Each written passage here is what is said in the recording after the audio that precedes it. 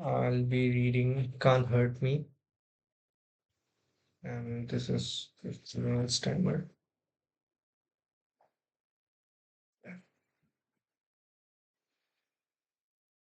I was still at my grandmother's house when Wilmot's mother called moments ago.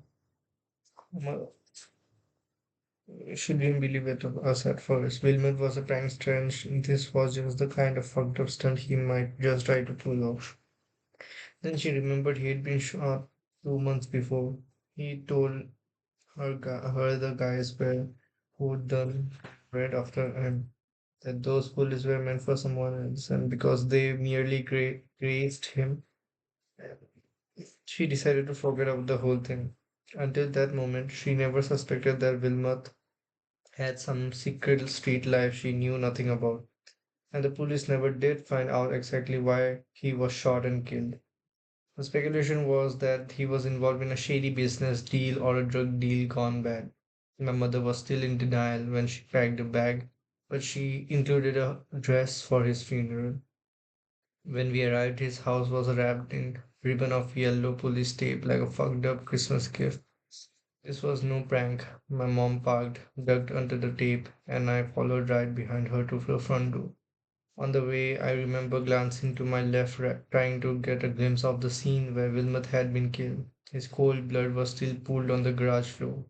I was a 14-year-old wandering through an active crime scene, but nobody, not my mother, not Wilmot's family, and not even the police, seemed disturbed by me being there, absorbing the heavy vibe of my would be stepfather's murder. As fucked up as it sounds, the police allowed my mom to stay in Wilmot's house that night rather than stay alone.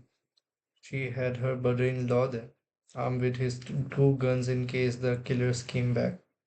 I wound up in a back bedroom at Wilmot's sister's place, a dark and spooky house a few miles away, and left alone all night.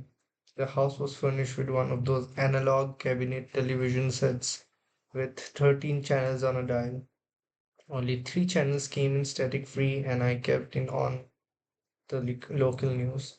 They ran the same tape on loop every 30 minutes. Footage of my mom and me ducking under police tape, then watching Wilmot get wheeled on a gurney toward a waiting ambulance, a sheet over his body. It was just like a horror. It was like a horror scene.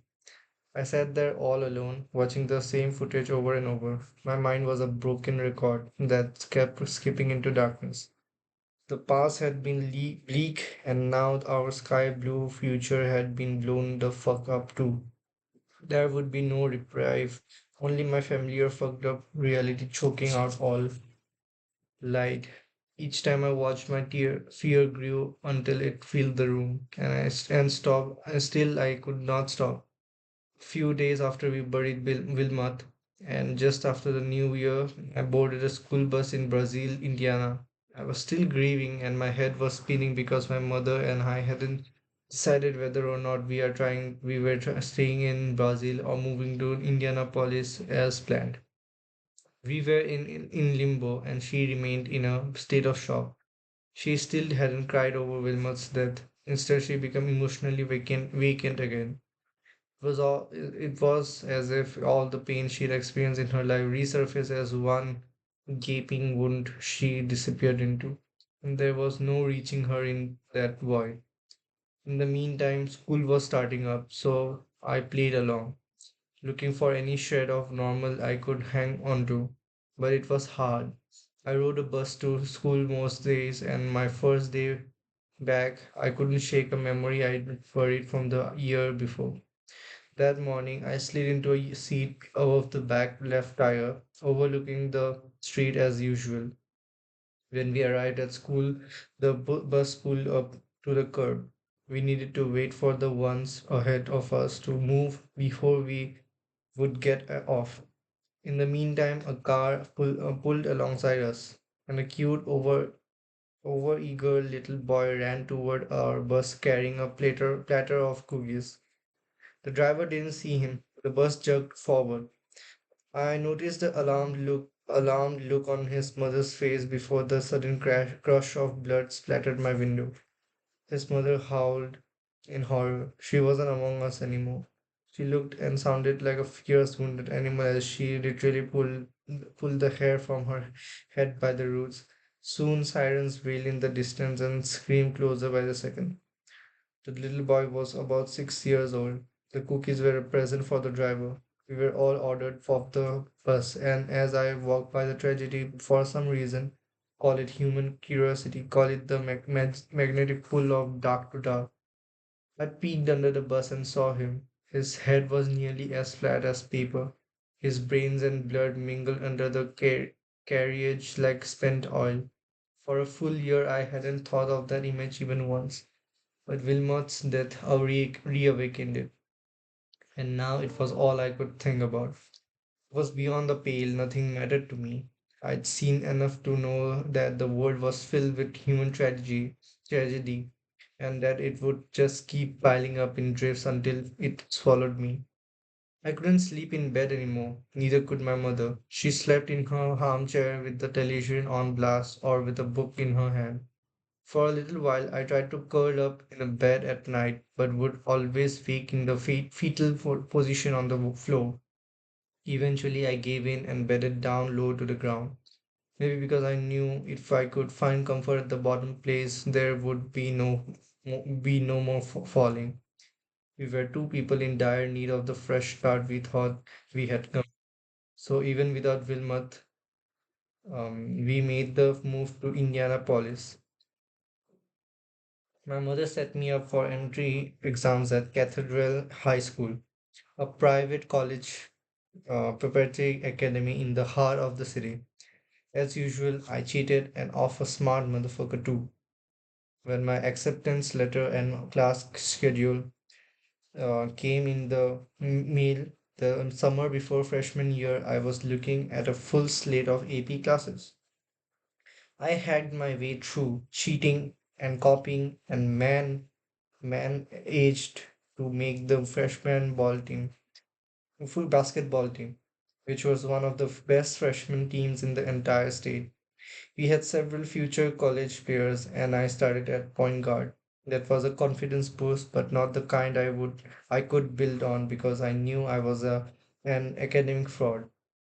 Plus, the school cost my mom way too much money, so after only 1 year at Cathedral, she pulled the plug. I started my sophomore year at North Central High School, a public school with 4,000 kids in a majority black neighborhood. And on my first day, I turned up like some preppy ass white boy. My jeans were definitely too tight, and my collared shirt was stuck into a waistline cinched with a braided belt.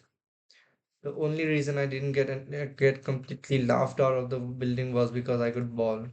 My sophomore year was all about being cool. I switched up my wardrobe, which was increasingly influenced by hip hop culture, and hung out with gangbangers and other borderline delinquents, which meant I didn't always go to school. One day, my mom came home in the middle of the day and found me sitting around our dining table with what she described as 10 thugs. She wasn't wrong. Within a few weeks, she packed us up and moved back to Brazil, Indiana. I enrolled at Northview High School the week of basketball tryouts, and I remembered showing up at lunchtime when the cafeteria was full. There were 1,200, 1,200 kids enrolled at Northview, only five of which were black. And the last time any of them had seen me, I looked a lot like them. Not anymore. I strolled into school that day wearing pants 5 sizes too big and sagged way down low. I also wore an oversized Chicago Bulls jacket with a backward hat, cocked to the side. Within seconds, all eyes were upon me. Teachers, students, and administrative staff stared at me like I was some exotic species. I was the first thuggish black kid many of them had seen in real life. My mere presence had stopped the music. I was the needle being dragged across vinyl, scratching the whole new rhythm. And like hip hop itself, everybody noticed, but not everyone liked what they heard. I studied through the scene like I gave no fucks, but what that was a lie. I got all kinds of cocky, and my entrance was brash as hell. But I felt very insecure going back there. Buffalo had been living in a blazing inferno. My early years in Brazil were a perfect incubator for post traumatic stress. And before I left, I was delivered a double dose of classic trauma. Moving to Indianapolis had been an opportunity to escape pity and leave all that behind. Class wasn't easy for me, but I had made friends and developed a new style. Now coming back, I look different enough on the outside to perpetuate an illusion that I had changed. But in order to change, you have to work through shit, confront it, and get real. I hadn't done any. I hadn't done a shred of that hard work. I was still a dumb kid with nothing solid to lean on, and basketball tryouts ripped away any confidence I had left. When I got to the gym, they made me suit up in uniform rather than wear my more generic gym clothes. Back then, the style was getting baggy and oversized, which Chris Webber and Jaden Rose of the Fab Five would make famous at the University of Michigan. The coaches in Brazil didn't have their fingers on that pulse. They put me in the tidy, whitey version of basketball shorts, which strangled my balls, hugged my thighs super tight, and felt all kinds of wrongs. I was trapped in the coach's preferred dream state, a Larry Bird time warp, which made sense because Larry Legend was basically a patron saint in Brazil and all of Indiana. In fact, his daughter went to our school. We were friends, but that didn't mean I wanted to dress like him. Then there was my etiquette. In Indianapolis, the coaches let us talk shit on the court. If I made a good move or hit a shot in your face, I talked about your mama or your girlfriend. In Indy, I had done research on my shit talking. I got good at it. I was the Draymond Green of my school, and it was all part of basketball culture in the city. Back in farm country, that cost me. When trials started, I handed the rock a bunch. When crossed some of the kids over and made them look bad, I let them and the coaches know. My attitude embarrassed the coaches, who were apparently ignorant that their hero Larry Legend was an all-time great trash talker, and it wasn't long before they looked the ball out of my hands and put me in the front court, a position I'd never played before. I was uncomfortable down low and played like that. That shut me up good. Meanwhile, Johnny was dominating. My only saving grace that week was getting back with Johnny Nichols. We stay closed while I was away, and our marathon one-on-one battles were back on full swing. Though he was undersized, he was always a nice player, and he was one of the best on the floor during tryouts. He was draining shots, seeing the open man and running court. There was no surprise when he made the varsity squad. But we were both shocked that I barely made JV. I was crushed, and not because of the basketball tryouts. To me, that outcome was another symptom of something else I'd been feeling. Brazil looked the same, but shit felt different this time around. Grade school had been hardly hard academically, but even though we were one of only a few black families in town, I didn't notice or feel any palpable racism. As a teenager, I experienced it everywhere, and it wasn't because I'd become ultra sensitive. Outright racism had always been there. Not long after moving back to Brazil, my cousin Damien and I went to a party way out in the country. We stayed out well past curfew. In fact, we were up all night long. And after daybreak, we called our grandmother for a ride home. Excuse me, she said. You disobeyed me, so you may as well start walking. Roger that. She lived 10 miles away, during a long country road, but we joked around and enjoyed ourselves as we started to stroll.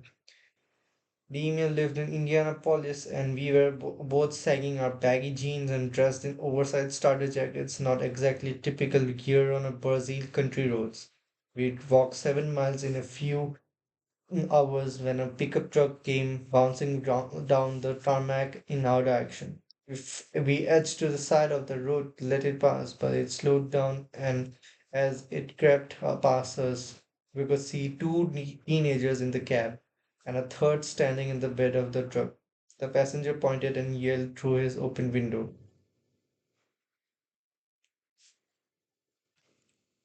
Okay, the time's up. See you all tomorrow. Adios.